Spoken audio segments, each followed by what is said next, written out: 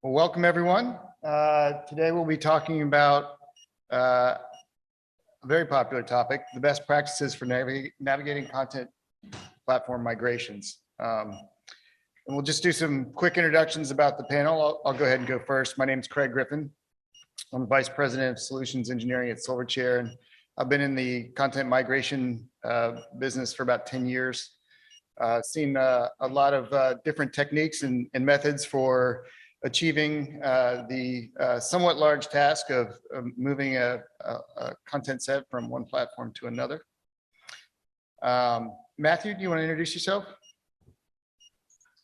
Sure, I'd be happy to, Craig. And I think in the interest of time and just general logistics and switching between slides, I think I'm just going to run through the introductions and then give the panelists an opportunity to introduce themselves at their respective sessions. So my name is Matthew Ragucci. I'm the Associate Director of Product Marketing at Wiley. I was a librarian in my past life and have been around for quite a few of these platform migrations. And we'll talk about the experience at Wiley. If you wouldn't mind just moving to the next slide, thank you. So this presentation is really going to contain 4 more parts, the different stakeholder perspectives around content platform migrations. I imagine most of you have read the abstract before attending this session. That's why you're here, but I just wanted to make one thing clear. When we say content platform migrations, we talk about the significant undertaking that publishers and content providers decide to undergo when they want to move from one platform to another. We're not talking about journal transfers and changing hands. So just wanted to make that clear. So I'm going to be talking about the publisher perspective from Wiley. Then we're going to be hearing from Yan, who's going to talk about the librarian perspective. And then Craig on the ground there is going to be speaking about the platform provider perspective and experience. And we'll be closing with Tom, who's going to talk about the NISO Content Platform Migration Working Group, an overview, current achievements and things that are coming down the pike in the future. So if you wouldn't mind just moving to the next slide, please. Yes, so yeah, just making clear again that I'm representing the publisher stakeholder in this presentation, and I represent Wiley. So next slide, please. So this slide is really just meant to indicate that Wiley is no stranger to platform migrations or platform-related activities. In 2007, Wiley acquired Blackwell, and for a time, those two publishers had siloed platforms that existed simultaneously. You had Wiley InterScience and Blackwell Synergy. Those two platforms came together in 2010 with the launch of Wiley Online Library, which was a homegrown platform. Then we fast forward a few years to 2016 when Wiley acquired Adapon, which is a technology company. For those of you unfamiliar with Adapon, I think they host something like 41% of the world's English scholarly content. So they're a known entity in this. It helped Wiley increase their portfolio, but it comes as no surprise that in 2018, Wiley Online Library used Adapon's product, Literatum, as their platform. That's really what I'm going to be talking about today, is my experiences with that migration, but also Blackwell Reference Online, or BRO, moved to Wiley Online Library, or WOL. We're big on acronyms at Wiley. And then also in 2020, Access, which is the American Crop and Soils Environmental Studies Society, they moved a lot of their books and journals to Wiley Online Library as well. So a lot of platform activities that that Wiley has been engaged in, some of them smooth, some of them not, but I'm going to talk about my latest experience with Wiley Online Library's move to Literatum. If you wouldn't mind moving to the next slide, please. Right, so Wiley Online Library is the flagship platform for scholarly content. We have something like 16,000 journals, 23,000 books, 250 reference works, some current protocols on there, a lot of content. So this is a pretty significant undertaking. And what we were doing was moving from this homegrown iteration of Wiley Online Library that Wiley was developing and improving to Literatum's, or excuse me, Adapon's out-of-the-box product, Literatum. So it could allow us to sort of shift resources around to let Adapon sort of take on the heavy lifting of keeping a platform online. This was no small undertaking. My role in this was sort of the communication czar for libraries, for global library customers. and that required a lot of collaboration. For my part, I was in marketing, but I collaborated regularly with members of the product team, members of Adapon, sales, marketing, support, external partners like ProQuest, Exlibris, EBSCO, OCLC, you name it. I was involved with that, so no, certainly not an insignificant feat. My one rule was to communicate early and often with as much information as we had at that time to allow our library partners to prepare as much as they could for the migration. And one thing to note about this was it was a hard cut over. So in other words, the old platform was being commissioned at the same time as the new platform was being brought online. And really, that doesn't really leave a lot of room for error when it comes to things like linking, because after a certain point, the old links aren't really going to work anymore. Some migrations, they'll have two platforms exist and sort of simultaneously to help with that transition. We did not do that in this instance, which kind of, it made sort of the timing around this all the more critical. Next slide, please. So I wanted to talk a little bit about the data exchange. For any publishers that are in the room, one thing I would definitely recommend is making sure that you have linking redirects. They were really essential for us. They were perpetual linking redirects. So that meant that no links would be broken ultimately during and after the move. But that being said, when you build on a link direct with things like link resolvers or easy proxy URLs, there's a higher probability of those redirects breaking down. So we chose a centralized approach to get all of the linking updates out to our library vendor partners like ProQuest, Exlibris, EBSCO, CLC, to making sure that their products could be updated, like their link resolvers, KBART files, MARC files, ERM tools, that sort of thing, tools in their discovery layer, chopped down article level metadata, making sure they had all of the right links for content, as well as making sure the proxy stanzas were updated. So shout out to our friends at OCLC for helping with that. And also friends at Crossref, making sure that the digital object identifier was pointing to the right link and not to an older link and redirecting to a platform that no longer existed. Again, that all required a timely switch of when the links came online over the course of the migration period, which was a few days. And then also usage data. So we kept the administrative portion of the old Wiley Online Library on life support for a year so that libraries could access their usage data, not leave them in the lurch, and keeping that legacy data and using the Counter 5 migration in 2019 as an opportunity to bring all of the usage data over onto the new platform at one time by leveraging the Adapon Insights tool and providing newer usage statistics in Counter 5 format. One more slide, please. So as I said, the rule was really to try to communicate early and often, and my strategy here was to use a migration hub site. So you can see the screenshots of these in this bento box over to the right.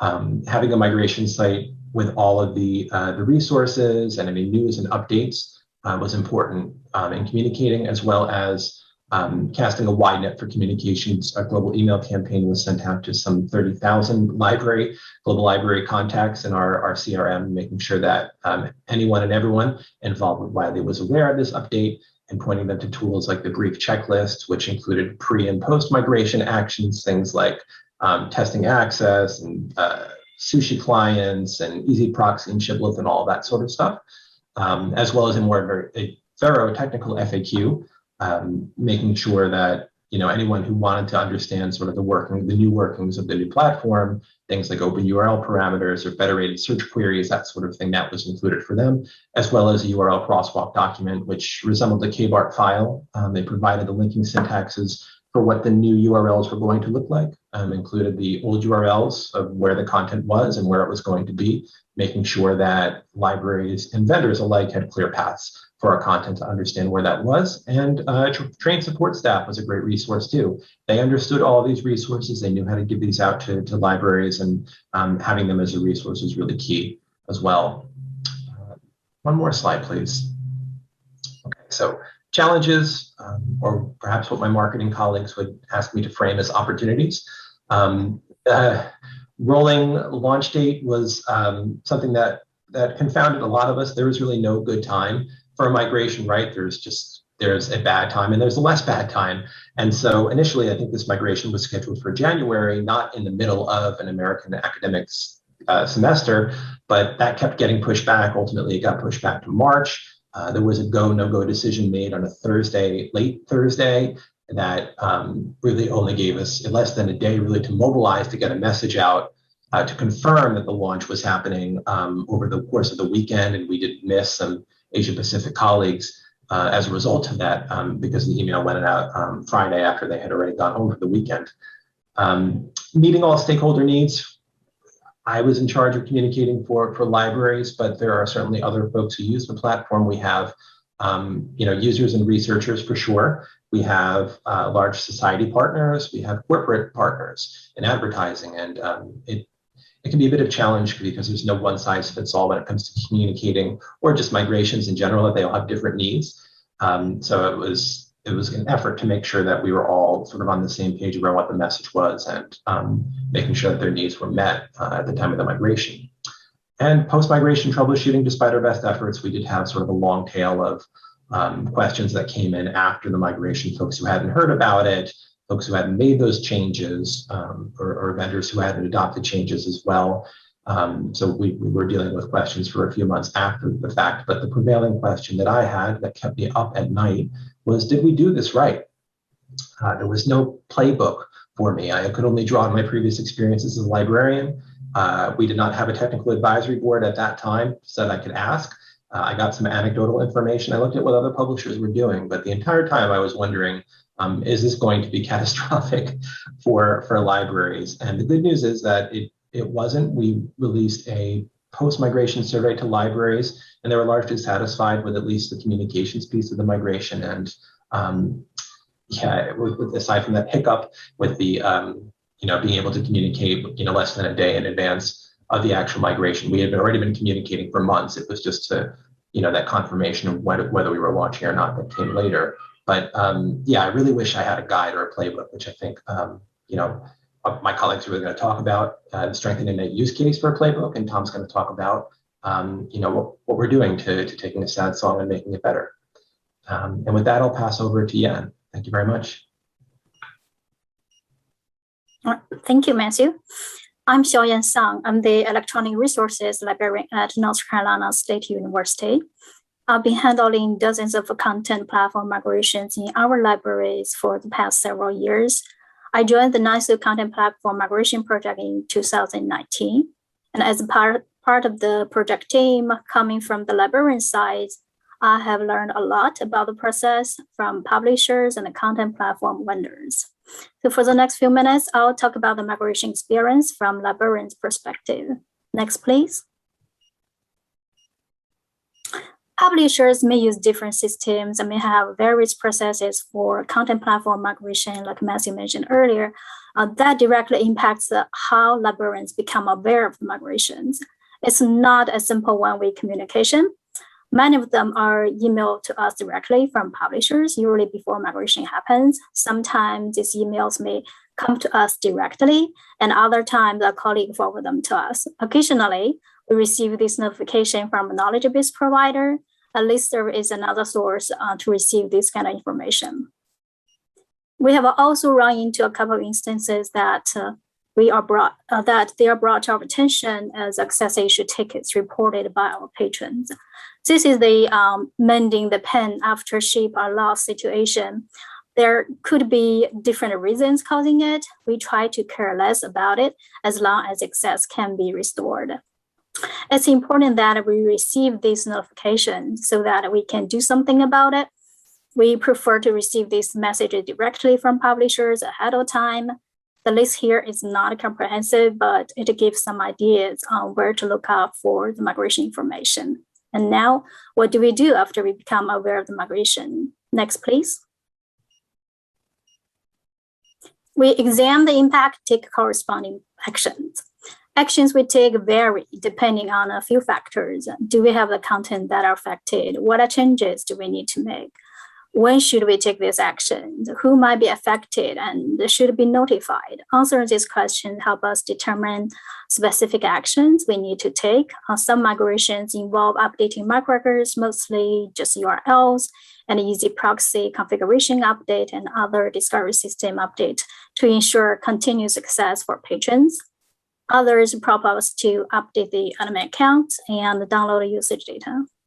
If the migration affects our patrons, we notify our public service colleagues so they are aware of the change and can help patrons when questions arise. Next, please.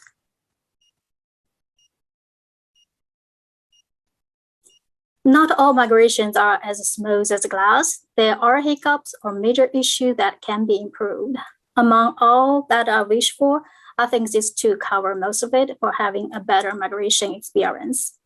Number one is to have a librarian's checklist on actions to take. Local e-resource systems are complex.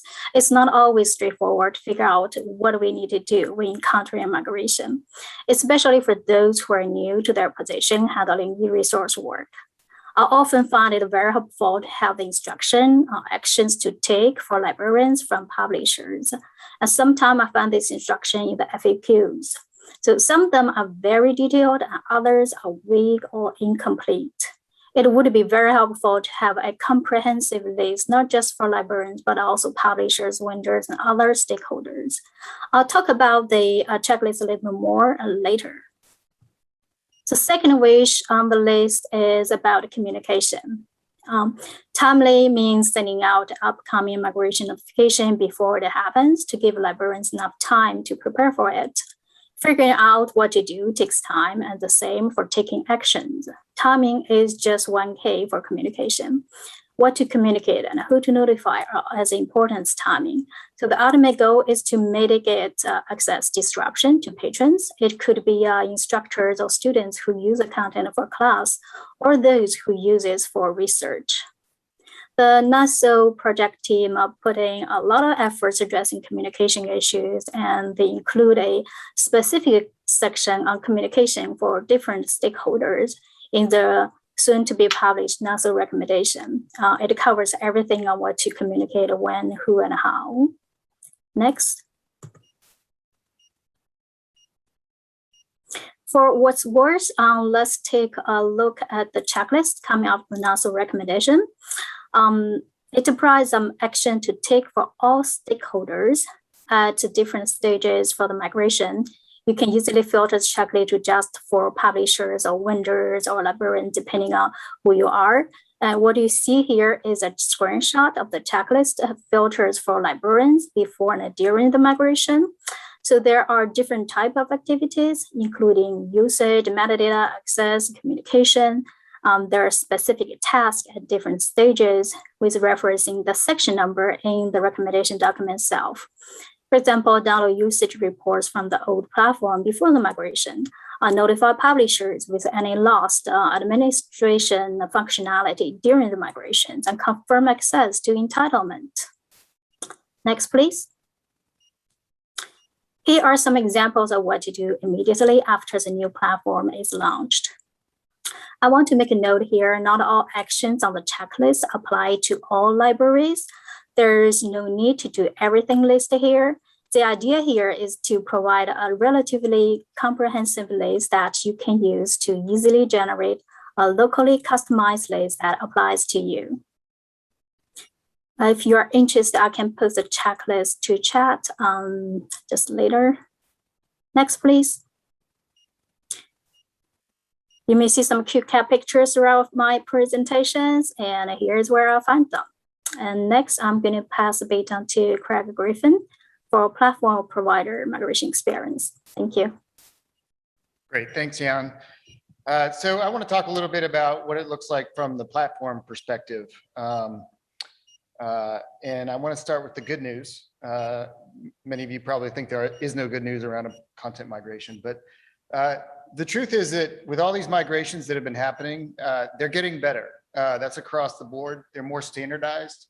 They're more repeatable processes that have been done many times before. When I first started 10 years ago, it was a very custom project to move content from one platform to another. Now about 80% of it is mostly the same for most publishers. The scale may be different, and there's always customizations and that kind of thing, but about 80% of it is mostly the same. And that allowed us to do something like this project, which is the NISO working group around content migrations. And as Jan was showing you, checklists and things like that, where we're standardizing processes, it sort of de-risks that whole move. And that's a big change over the years. There are sometimes collateral benefits to moving. Content usually requires a lot of cleanup when you're moving to a new platform to get into a sort of a normalized specification, that kind of thing. Many publishers take an opportunity to upgrade content if there's missing metadata fields or if there's subject keywords that can be added and that kind of thing. So this is a good time to have those upgrades done, as well as streamlining workflows and processes. Taking a look at your business and your publishing business and understand, are there improvements that we can make as part of this process? Of course, there's always a flip side to that. And certainly moving content platforms is going to take some time. It's going to typically take 6 to 12 months for an average size publisher. And it will require staff time. There's going to be resources on the publisher side that are going to be needed throughout the process. That's generally in addition to those publisher staff's normal jobs. So it is a busy time for a lot of folks on the publisher side. The platform team can really be your ally in this because they will be able to tell you when that staff will be required and for how long. So for example, if there's a release that needs to be reviewed by stakeholders in various parts of the publishing company, they'll be able to give you heads up that that's coming, and so that you can make that time available at the appropriate time. There are also always unknowns. There are, all the planning in the world, there's always in any software project going to be some unknowns along the way. The big three, I think, would be areas of content where no one's really sure about the structures contained therein or why it was tagged in a certain way. And so that often is a surprise as part of the content normalization process. Stakeholder involvement is really important. Matthew was talking about that a little bit, and making sure that everybody who's got a stake in this content migration and the new platform has provided that input. We've certainly seen some issues where certain groups were not included till very late in the process, and that can create some surprises in terms of changes that need to be made at the last minute and that kind of thing. And then the final one is sort of assuming that everything on the new platform will work in the same way as the old platform. That's just not the case. The activities are the same, but the actual steps for doing those activities is generally different from platform to platform. And so that's just a workflow adaptation and change management really in that case. So we've been talking a lot in the NISO group about how to improve outcomes, how to make this less of a rocky process and try to make it more consistent. And the first thing you can do as a publisher is be self-aware, understand how your organization operates. Are you a very risk-averse organization? Does it take a large consensus to make a decision and that kind of thing? So understanding your organization is really important to bring that to the table and make sure that the platform vendor understands how your organization works so that they can work with you in the most effective manner. Being strict with scope. So features that go into a project by nature make that project either more complex or a little bit longer. And understanding that you've got to keep the scope in a box for the migration. But that doesn't mean that you'll never get those additional features. It's just trying to keep that initial project, which is already large, in a reasonable level of scope so that you can actually have a finish line. You don't want the goalposts to be continuously moving. You'll need a role that we call decider in chief. And a lot of times stakeholders will have conflicting requests. Maybe the marketing department and the editorial department aren't agreeing on a page layout or something like that. And so there needs to be a business decision being made, and that person needs to be able to step in and say, I'm going to make the call on this particular item, and it's going to be this, and so that the project can move forward. A lot of times things get sort of stuck in committee that way. And the final thing I would say is to try to have a single point of contact with the platform team. That doesn't mean you can't have others on calls and that kind of stuff, but ultimately it's up to someone in a project management role to sort of funnel that feedback through to a single location so that the platform team isn't getting conflicting requests. Some other things that really help a lot during a migration is making sure you have a specialist available at the appropriate moment. Pretty common request is when we're working through content migrations, we have questions about particular tagging items that are very detailed. And we would need to talk to someone who's familiar with that XML format and structure and that kind of thing to say, does it need to be like this or does it need to be like that? Make sure we're getting it correct on the front end. High institutional velocity only really means just like getting answers back on time. It doesn't mean you have to run around like a crazy person. It's really just the idea is that you can get to a yes or get to a decision point when you need to. Similarly with content ownership, it's just sort of understanding your content. And if you don't have that in-house capability, that can be outsourced. And finally, my favorite is legacy requirements. So a lot of times legacy platforms will have features that have been built over time, but no one's really sure if anyone uses it. No one maybe even sure that they actually have a reason for it still. And so those are good things to really check along the way. And finally, I would say lean on the specialist, lean on your platform team because they do this as their job, is for a living. And obviously publishers aren't really in the migration business frequently. So make sure you rely on the experience of the platform team. And of course, read the NISO document on content migrations. Thank you.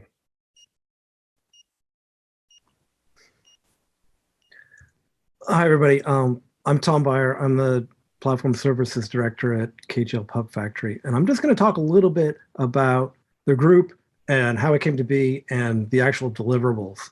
Next slide.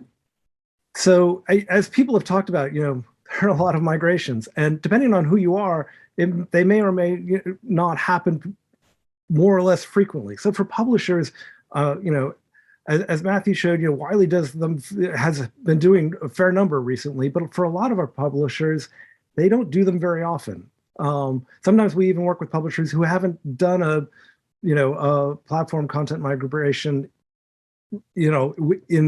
within the last decade. As Craig said, as a content platform vendor, we tend to do, a handful a year. Every year, it's our job. It's what we're doing. But librarians, as Jan mentioned, they're subject to many, many migrations. And, lots of these go well. And as Craig said, they're getting better, but lots of them don't. And so next slide. Our fearless leaders, Athena Hepner and Kim Steinley, got together and we're discussing this and like, how could they improve the sort of standard of migrations across the board. Duke had recently gone through a migration and Athena as a librarian sees a lot of them. So they went to NISO and said, why don't we put together a task force to put some recommendations together. So they did, they created the group. It includes, all the primary stakeholder constituents. So we've got a bunch of publishers, a bunch of content vendors, and a bunch of librarians. And we met regularly over the last couple of years to put these recommendations together. Next slide. So, what was it that we wanted to put together? Well, there's clearly a sort of a document that sets out our recommendations and gives context and explains why these things are important. We really hope that that will sort of help standardize the process, give everybody good, a good context within which. One of the things that I was interested in getting involved in this was there's, I'm used to a certain kind of migration because of the kind of platform that we offer. But it turns out there's just, there's lots of different kinds of content, lots of different kinds of platforms, and a lot of different aspects that as this part of being part of this bigger group, I became aware of. So that was pretty interesting. The other thing that really came out of our work and is kind of a through line through all of it is the need for communication and improving communication and standardizing that communication. there are so many moving parts and so many stakeholders that's really, really key and important. And hopefully that comes through in the documentation that we've provided. Next slide. Because the real issue there is that there are just so many stakeholders. Not only are there the three primary stakeholders in terms of the publishers whose content is involved, the platform vendor who's hosting the content and making it available to folks, and all the libraries that are subscribing to that content. But then there's all of the auxiliary stakeholders and downstream partners and upstream partners. So things like the A&I vendors and the discovery vendors and the archiving vendors who need to get downstream updates from the platform, as well as the folks who are actually producing the content and need to understand how the way they're producing the content needs to change for the new platform. So, lots of people are involved. As part of putting together the recommendations, we interviewed a lot of people, we did some surveys, we got whatever, artifacts and deliverables we could from folks. People were very generous in sort of sharing their checklists or the websites they put together, like Wiley's. So we reviewed all of that and sort of, tried to distill it down. Next slide.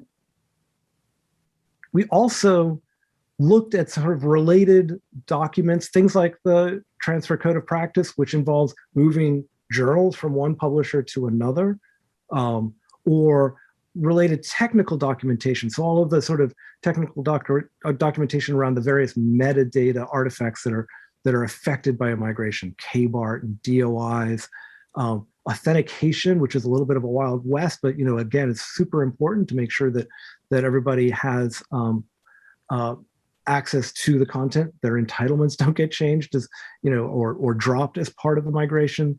And then of course, all of the reporting standards that need to be maintained across the migration. So counter and sushi. Next slide. So having sort of gotten all of that, reviewed all of that documentation, looked at how the way other people had written similar documentation, we distilled it all down and produced really kind of three things. One was the written documentation itself, the recommendation. So it's a big document, it's a narrative, and hopefully gives context to what we're suggesting, and then takes you through that from sort of the beginning to end of the process. We also took the recommendations themselves, distilled them out of that document, and produced a checklist, which you saw a little bit of, a little taste from Jan. And we also created a glossary so that for any terminology that's not necessarily obvious to folks, you can see it and see our definition of it and understand how we're using it in terms of the documents that we're producing. So having done that, where are we? We're just before the finish line. We put the documents out for public comment in the spring.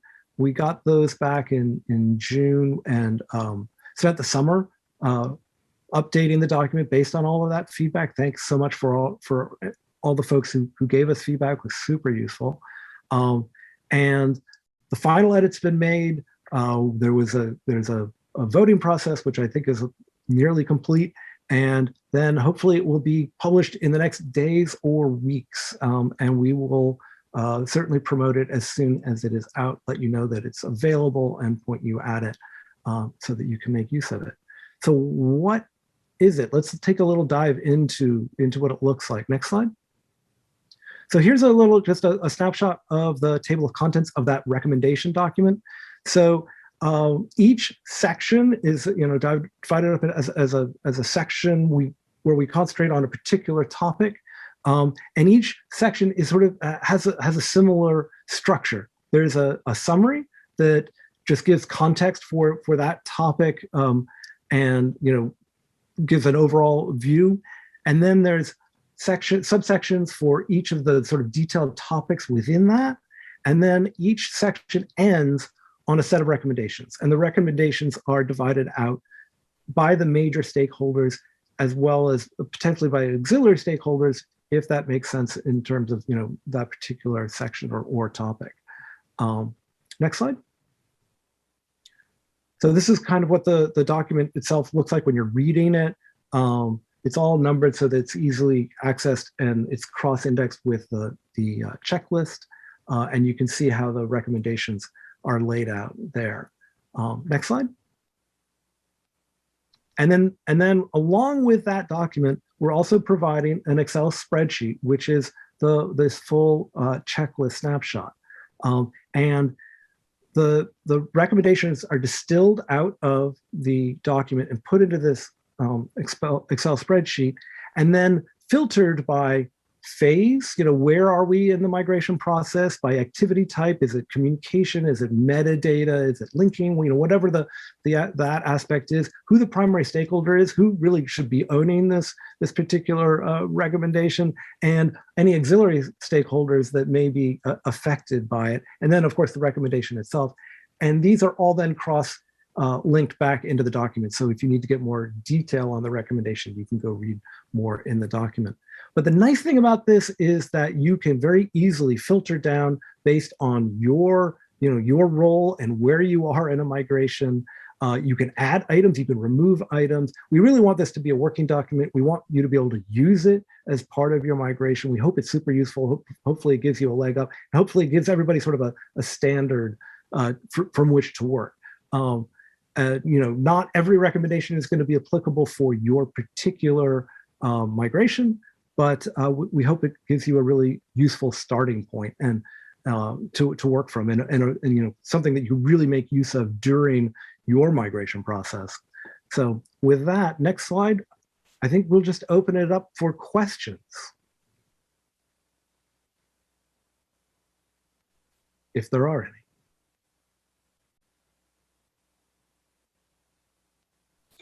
I just want to make a comment that people were asking for the checklist. So I did put that on Pathable. If you go there, you should be able to get the checklist.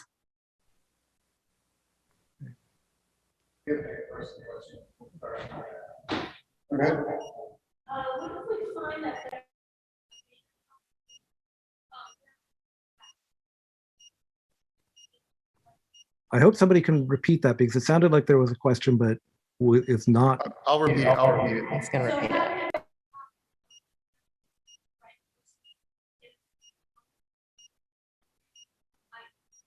So the question is, how do you trace back a data error if it's in a complex environment, essentially?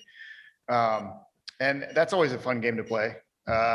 And typically it would start, well, depending on what your role is. If you're a librarian, you would need to contact the publisher to get that process started.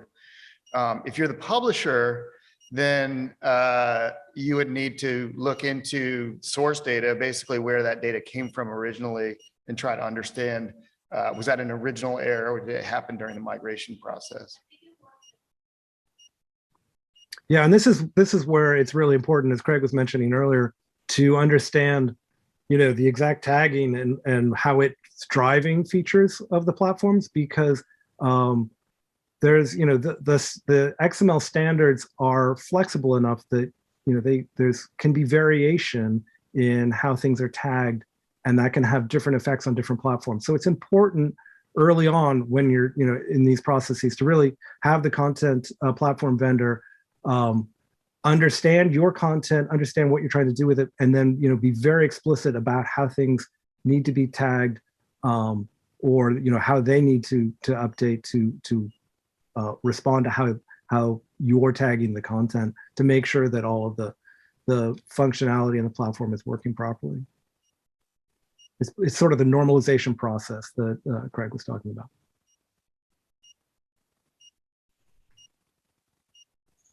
I just wanted to add to that from the publisher side too, if there was a sort of a case where access was denied where it should have been stored, we had a sort of break glass in case of emergency button for institutions, where we could just turn on institutional access, at the institutional level, to just make sure that access was restored in cases where there was an error. It didn't happen often, but it's good just to have those safeguards in place once you're able to route where the responsibility lies to fix it.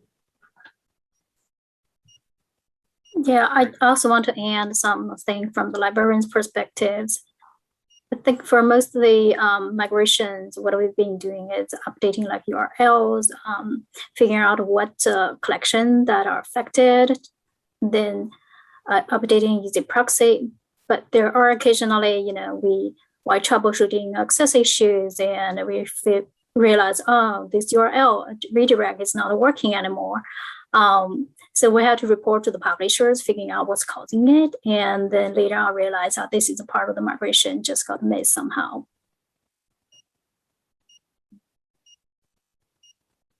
Great. Do we have any questions on Pathable? I can't see Pathable from the podium, but. No question. Yeah, no questions from Pathable. We did such a good job that there are no questions. There's a comment about training documentations important for librarians. Yeah. I do agree with that. But once you are in the positions, my personal experience, I learned by doing it. But I think over time, I do see a lot of publishers are sending out migration notifications, including instruction on what to do, when to do. So those are helpful. Yeah, and there's a sort of a dependency on that, which is the publisher needs to get trained on the new system before they can actually turn that around to the librarian. So it's a multi-step process, and it generally happens towards the end of the migration, but it's extremely important to communicate out as these changes are nearly live, that the librarians need to have that documentation so that they know what to do and when.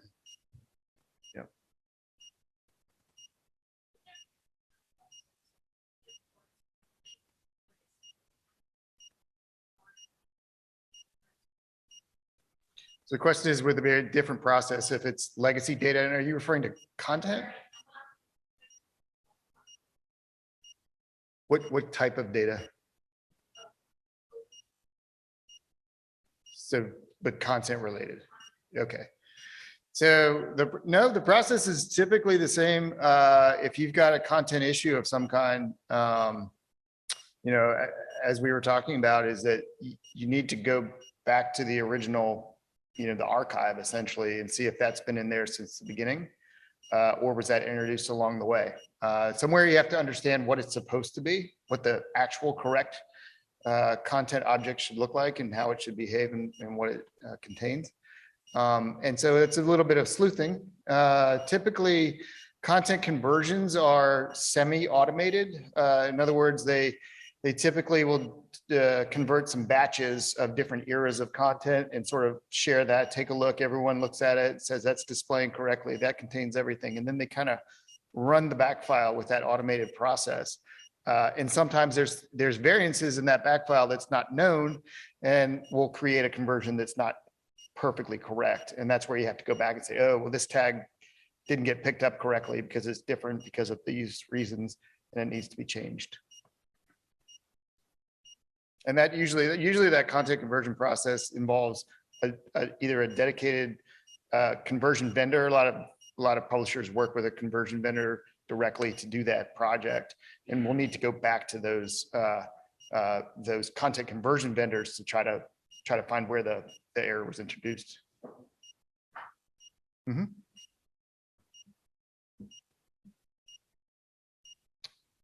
All good? All right, thank you, everyone. Oh, one more question.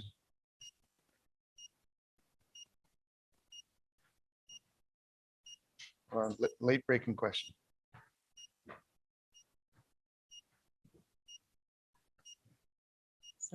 When patrons can't get to something, the library gets blamed, understandably, and we lose some of the institutional goodwill we rely on to keep our budgets going. Publishers should understand that consistent links equals money to pay for the product in some cases. What do you?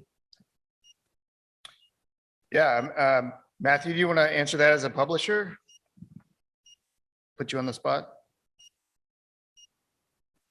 Oops, sorry, I was muted. I couldn't agree more. Having been a librarian myself in a past life, that is the value of that content, is to make sure that it is accessible before, during, and after the migration, and to have least amount of disruption as possible. That's a responsibility that the publisher bears when you sign a license with them. So I completely agree. Yeah, I do think it should be pointed out that it is not always possible to maintain the URLs exactly from one platform to another. They may well change. And that is why we spend a significant amount of time in the document talking about redirects and how to ensure that even though the underlying URLs may be changing, we can we have tools at our disposal to make sure that access is uninterrupted between redirects and DOIs. There are the tools there, and if they're properly utilized, we can keep the access as seamless as possible.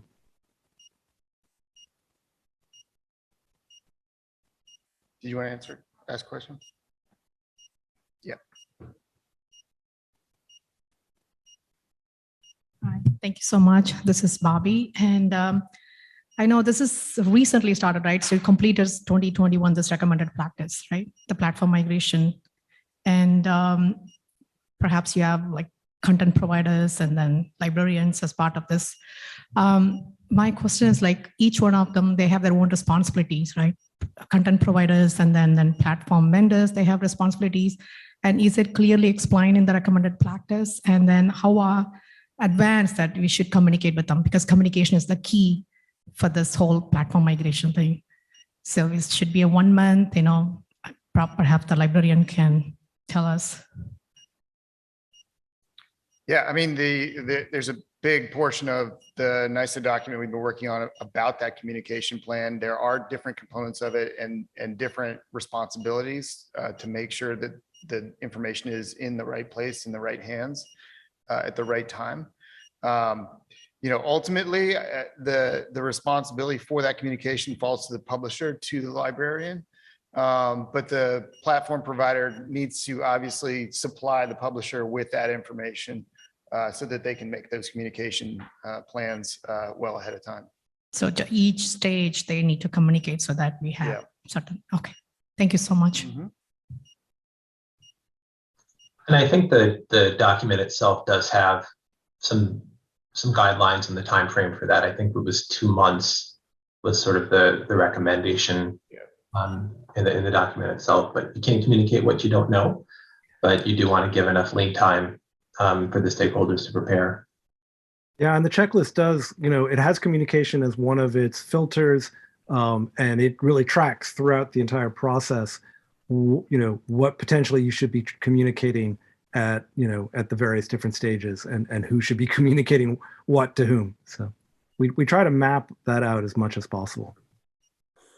Yeah, in addition to the checklist from the recommendation document, there's some other additional resources. For example, we put together a list of listserv that hopefully publishers and content platform vendors, other providers, they can use to send out this kind of announcement. So that's kind of another resources trying to address some of the communication issues.